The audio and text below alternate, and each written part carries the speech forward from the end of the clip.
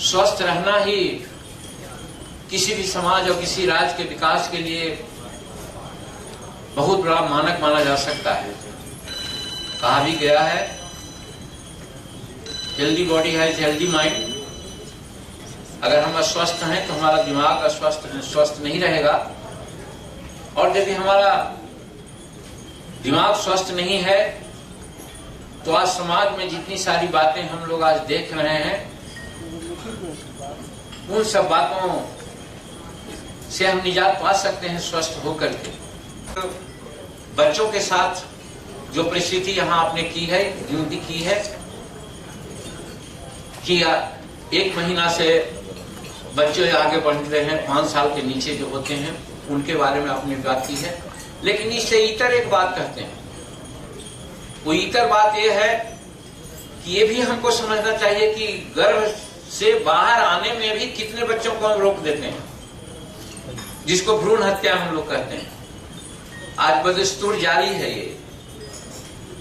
इस कारण को भी ढूंढना होगा। इसमें न सिर्फ आर्थिक बल्कि इसमें सामाजिक परिस्थितियां भी आती है। उन परिस्थितियों को भी समझना होगा कि इस दुनिया में, इस समाज में हम बच्चियों की जन्म को अपशगुन मानते हैं, और यही कारण है कि लोग भ्रूण हत्या कराते हैं, दिखवाते हैं, अपना अल्ट्रासाउंड कराते हैं, अगर बच्ची होती है तो उसको मार देते हैं। इस चीज में भी हम आपको ओल्ड एज में ले जाना चाहते हैं। लेता हूँ कि राज्य के हर बच्चे तक स्वास्थ्य सेवाओं की उपलब्धता हेतु सक्रिय एवं संयुक्त प्रयास करूंगा। आजादी के इतने साल बाद हमें हर एक बच्चे की बात करनी जरूरी है, और हर एक बच्चे की जान बचाने की ही केवल बात करने की आवश्यकता नहीं है। हमें चाहते हैं कि उनकी जान बचे तो एक प्राथमिक जरूरत है, लेकिन उनकी जिंदगी कैसे बीत रही है वो हमारे लिए अब और भी ज्यादा महत्वपूर्ण होना चाहिए। जान बचाना और हर एक बच्चे की जिंदगी किस तरीके से इस देश में जी जा रही है, ये हमारे लिए बहुत ही अति महत्वपूर्ण है। मतलब इसमें कोई और तरीका नहीं है इस बात को कहने का। खाने की कमी लोगों में है।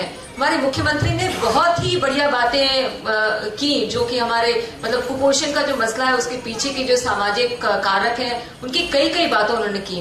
उन्होंने कहा कि ये देश होता था और ये प्रदेश होता था जहाँ पे दूध, दही, घी लोगों को मिलता था, लेकिन आप आज अगर गांव में और शहरी बस्तियों में घूमे, हमारे कितने बच्चों को दूध हासिल हो रहा है। वो तो सबके लिए एक जैसा है। अब वर्ल्ड हेल्थ ऑर्गेनाइजेशन की अगर आप एनालिसिस पे जाओगे कि स्वास्थ्य सिस्टम्स किससे बनता है, बोलते हैं कि उनकी 6 बुनियादी चीजें हैं या 6 बिल्डिंग ब्लॉक्स। एक हुआ किस तरह से स्वास्थ्य संस्थाएं बनी हैं और काम बांटा जाता है उनके बीच में, जो ऑर्गेनाइजेशन ऑफ हेल्थ सर्विसेज बोलते हैं। एक हुआ सोशल अवेयरनेस आवश्यक,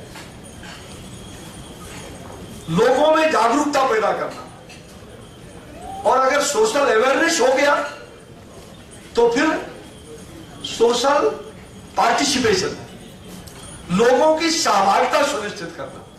केवल जागरूकता पैदा कर दिया और उनकी सहभागिता अगर सुनिश्चित नहीं हुआ तो फिर वो अवेयरनेस जो है अधूरा हो जाता है।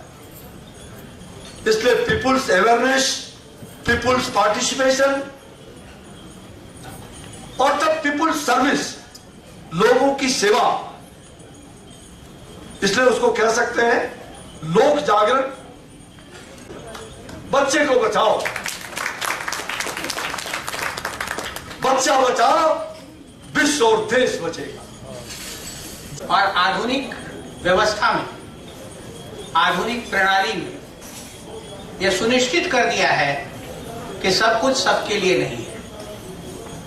हवाई जहाज में सफर सबके लिए नहीं है, 5 स्टार होटल सबके लिए नहीं है, हाई कल्चर्ड स्कूल सबके लिए बोर्डिंग रेजिडेंशियल नहीं है, और अच्छी स्वास्थ्य सुविधाएं सबके लिए नहीं है।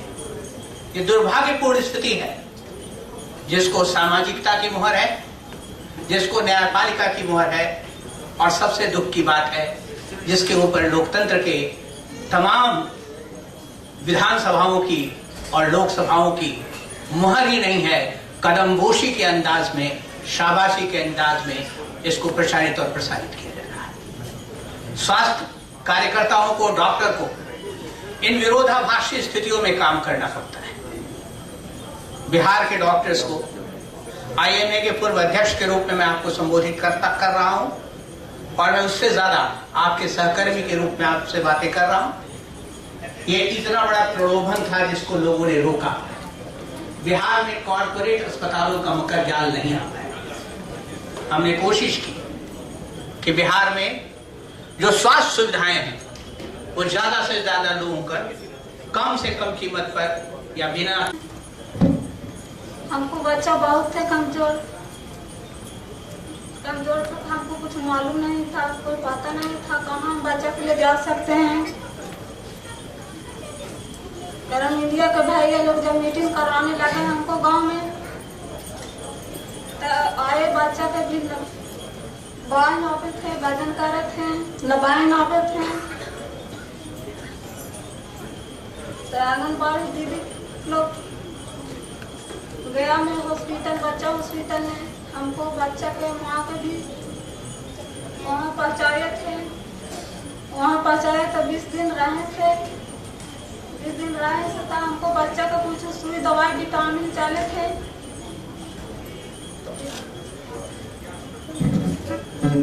तो कुछ बच्चा हमको स्वास्थ्य रहे थे। आप बताए थे भैया कि आज से 2 वर्ष पहले हम लोग का बहुत दिक्कत सभी आशा बहनों को लगता था कार्य करने में। जब भी टीकाकरण के बारे में, बच्चों के बारे में जाते थे कहने कि चलिए प्रतिरक्षण में सुई लगवा लीजिए, तो कहते थे वो लोग माता पिता कि नहीं बुखार लग जाएगा, घाव जख्म हो जाएगा, नहीं दिलवाएंगे। कोई महिला समझती थी, लेकिन कोई महिला नहीं समझती थी।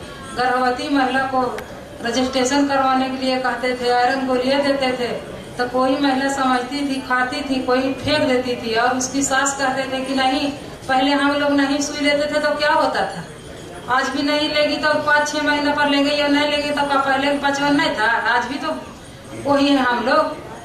तो इसी बीच कठिनाई हम लोग को लगता था, लेकिन इसी बीच 2012 में ग्रामीण इंडिया सेव द चिल्ड्रेन के एक संस्था आया, और जो माँ बच्चे के स्वास्थ्य पर ही कार्य, हर माँ हर बच्चा महत्वपूर्ण है।